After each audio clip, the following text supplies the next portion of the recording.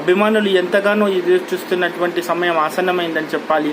అయితే pre release event ఎంతో అద్భుతంగా సక్సెస్ అయింది. అయితే రేపు పెద్ద సినిమా రిలీజ్ కానుంది. ప్రస్తుతానికి 3 లక్షల అడ్వాన్స్ బుకింగ్లో టికెట్స్ అమ్ముడుపోయాయి.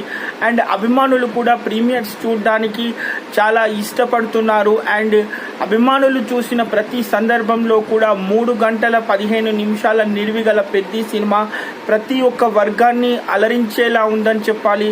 అయితే ఇప్పటికే దాదాపు 60 కోట్ల రూపాయల కలెక్షన్లు రావటం జరిగింది. అది కూడా అడ్వాన్స్ బుకింగ్లోనే. అండ్ 3 లక్షల టికెట్లు అమ్ముడుపోవడం అనేది తొలిసారిగా ఇది ఒక చరిత్ర సినిమా ఇండస్ట్రీలో అని చెప్పాలి. అయితే రేపు 4 భాషల్లో ప్రపంచవ్యాప్తంగా రామ్ చరణ్ నటించిన పెద్ద సినిమా రిలీజ్ కానుంది. అయితే జాన్వీ కపూర్ హీరోయిన్గా చేస్తున్నారు. అండ్ ఇందులో శృతి హాసన్ ఒక గెస్ట్ అపియరెన్స్లో ఒక సాంగ్ చేయబోతుంది. అయితే ఈ సినిమా గురించి దాదాపు అభిమానులు 3 సంవత్సరాలుగా ఎంతో ఆతృతగా ఎదురు చూస్తున్నారు. సో ఎదురు చూస్తున్నటువంటి సందర్భంలో 3 సార్లు ఈ చిత్రాన్ని డేట్ వాయిదా పడడం జరిగింది. సో ఎట్టకేలకు రేపు రిలీజ్ కానుంది.